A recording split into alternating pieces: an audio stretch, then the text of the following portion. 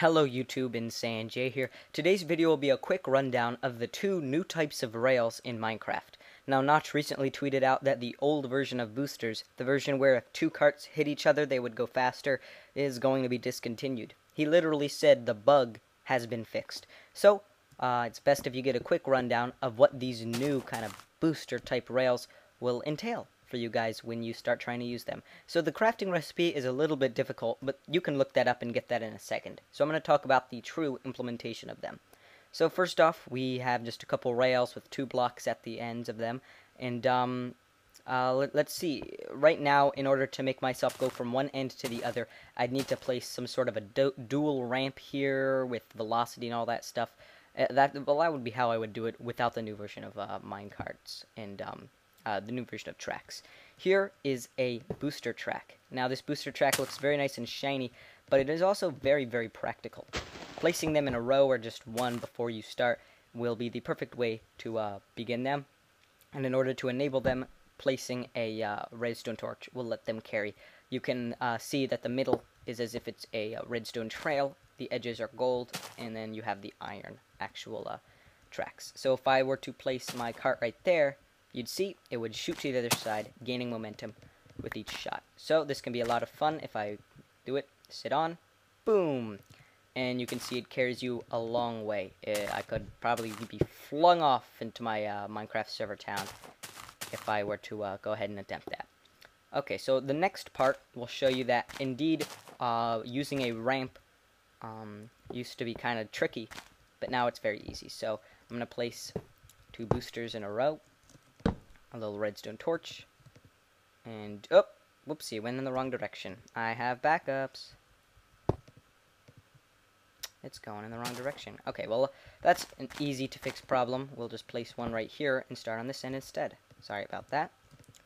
So we'll sit in here, and ba-da-ba, boom, and flying I go. Okay, we can fix that easily.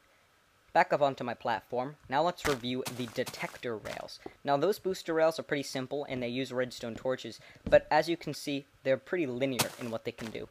With the addition of the detector rail, which I'll show you in a second, looks like that, you can now use redstone. And the capabilities of redstone are literally endless. People have even made certain 16-bit computers and songs with redstone.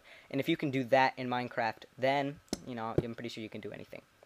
So this time, I'm going to place 2 of these beautiful rails, and I'm going to want to bada-boop, and take a minecart, and you'll see when I run over that dot, if I can get a little head start here, boom, I'll tune a little bit higher, maybe you can hear it more, get out of there. I am going to get that working out. Oh, didn't work out as well as I wanted it to. Okay.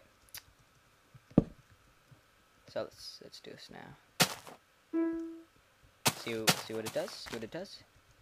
Whoopsie daisy. Let's push it from the other side. And you can watch it.